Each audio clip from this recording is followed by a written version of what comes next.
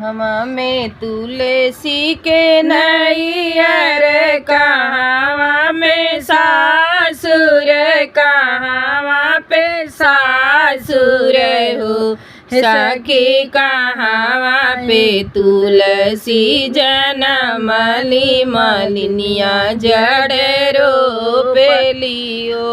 सखी, कहवा में तुलसी जनमली मलिनिया जड़ रोपेलियो। गंगा तीरे तुलसी के नैयर, जमुना तीरे सासुर, जमुना तीरे सासुर हो सखी, कुर खेत तुलसी जनमली मलिनिया जड़ रोपेलियो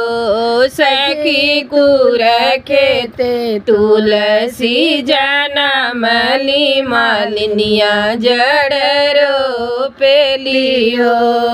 जेठ बाई सकवा कहे तुलसी चौझरी जाली पाते पाते झरी जाली पाते पाते हो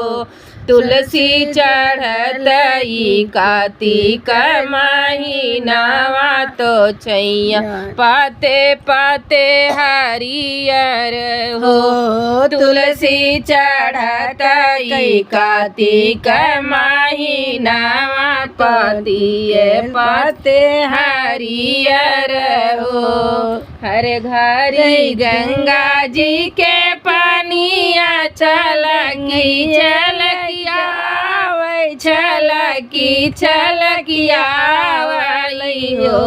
सखी, भगवान सूर्यदेव कई कारण पाते पाते हरियर हो सखी, भगवान सूर्यदेव के कारण पाते पाते हरियर हो। गंगा माई सूरज देव के कारण तुलसी माँ के महिमा, तुलसी माँ के महिमा हो सखी, तुलसी रहालिया हरियर हर घरे पूजनवा जे होलाई हो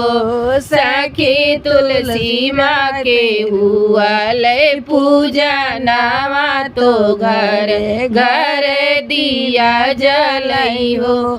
सखी, तुलसी माँ के हुआ ले पूजनवा तो घर घर दिया जलाई हो।